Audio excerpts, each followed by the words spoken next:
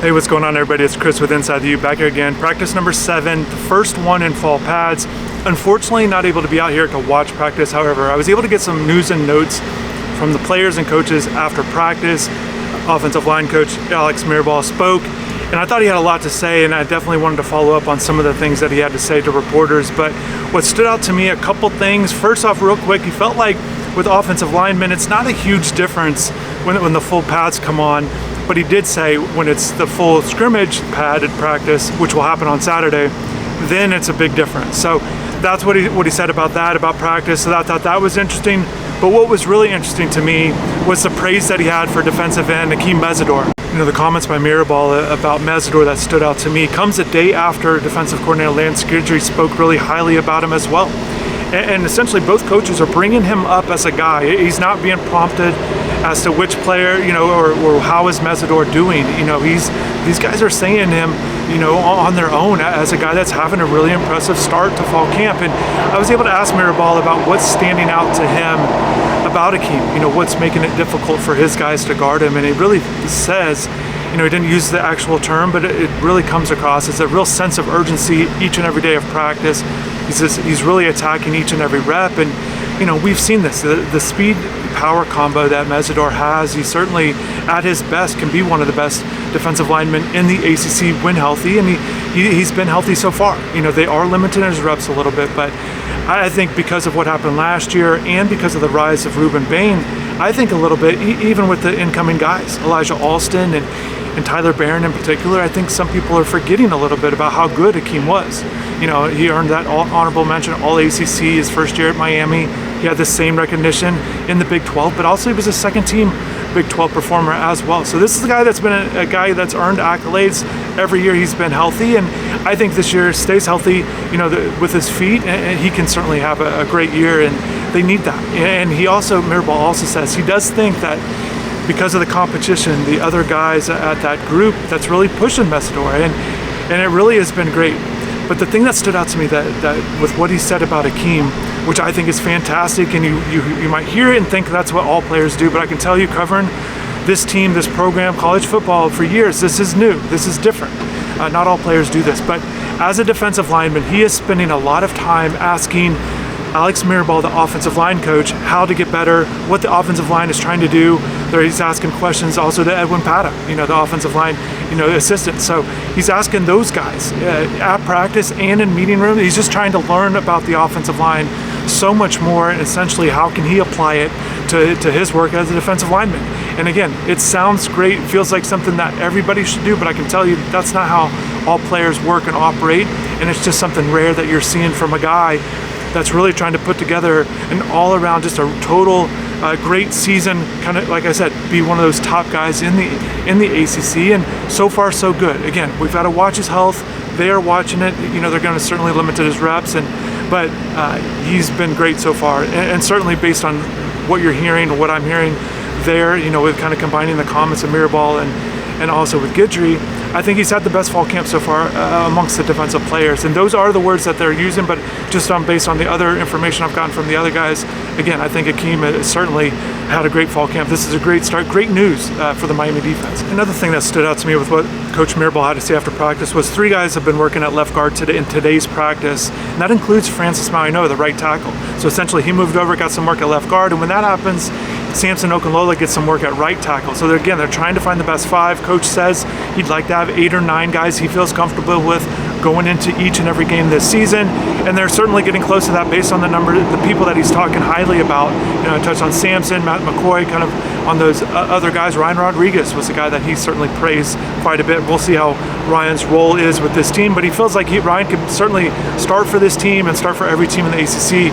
What were his comments? He just really likes what Rodriguez can do, and he was another guy that worked at left guard. But there was something too that stood out to me with Francis, and he said he kind of went at it with his brother there at linebacker, and I wanted to get a follow-up of that because we've heard that a little bit time to time, but he says it happens quite often, you know, that they kind of go at each other, and they are talking and jawing at each other in practice. And in today's practice, it was this play where Francis is at right tackle, and they're doing that guard tackle, kind of just that typical pull stuff that we've seen in the past, and he got locked up against his brother, and just He enjoyed it. He said typically, sometimes, or he didn't want to, he kind of said they kind of just go back and forth in terms of who wins the rep, but they certainly go at it. He enjoys playing against him, I think, because not just because it's his brother and that kind of connection, but he's a good player too. So going up against another good player on the other side of the ball, I think he enjoys that competition as well. Sticking with Francis, he was one of the 4 players that spoke after practice, and Francis said that he's feeling good, both shoulders, he feels good about it, kind of just working off those, he had those shoulder surgeries there early on in the off season, and he feels good with that and kind of just working through that. But 2 things that stood out to me with Francis, in addition to the left guard, in addition to the battles with his brother, but he says he's sitting at 330 pounds right now. That's 10 pounds lighter than he played out a year ago. He says he feels great, feels lighter on his feet, and he wants to maintain that weight for the season. So look for him to be at 330. And he said he got up to about 340, 350 range, dealing with the surgeries and the rehab process, and he felt like he got up way too high, and he's worked really hard to get down. So now that he's at 330, like I said, he says he feels great there and wants to kind of maintain that for the season because of how well he feels at that weight. The other thing to watch for, and that's great, that applies to how he plays and things like that. But another small thing that maybe could affect him, it's something he's doing differently this year and differently this in fall camp, is he's going without gloves. He's just going, no gloves, and he is taping his fingers, when he's dealing with a little bit of them getting banged up a little bit. Had a chance to see him there. Certainly you could tell he's been going at it hard in practice, but that's something that he kind of took some advice from J.C. Latham there with the Titans, the first round pick. That J.C. kind of made that transition as well, and essentially just, Francis feels like he can really get his hands on guys, really kind of control things a lot better. And I think offensive linemen, it certainly sounds like if you can make the transition off of gloves, I don't know, I'm just kind of passing on the information. If you can kind of get through that transition period of getting used to it, it certainly can pay dividends. So we'll see how it plays out. Again, he's giving it a try, or he's planning on doing that right now, and it feels good so far. But so look for that, kind of maybe it's something different from Francis, a little bit lighter, and then kind of, he is working on his hands quite a bit, and Coach Mirabal has spoken about that, and certainly felt like the holding penalties from a year ago were because of his hands, and maybe this will be something that can kind of help, but it's something small.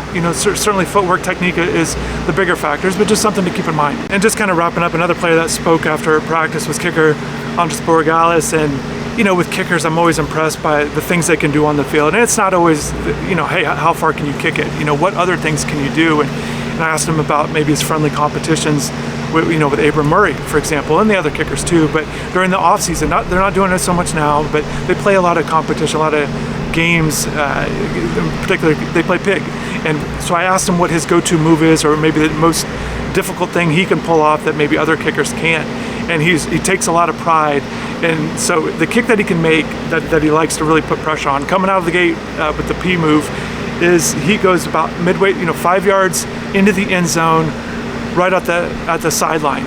So the angle of being able to make a kick from there, he's really impressed with, and certainly he said he's been able to do that for a long time now, but it's something that not all kickers can do. And certainly if you just think about it, how precise you have to be with being able to make that kick there.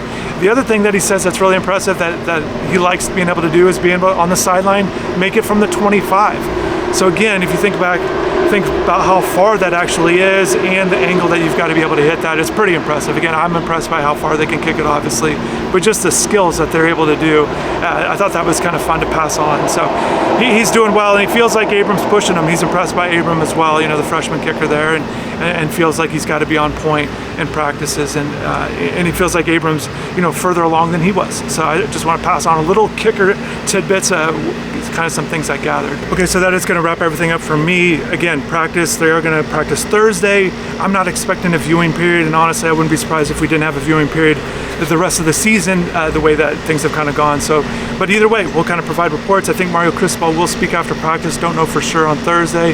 Friday, it's going to be a light practice from what I'm being told, and then Saturday, the first scrimmage. So we'll see how everything goes leading up to that first scrimmage. Again, we're almost through the second week here as we think about the first scrimmage, and that'll be one of those practices that I think of full pads, one of the few times that they'll be able to take guys to the ground due to NCAA rules. But thanks to everybody for watching.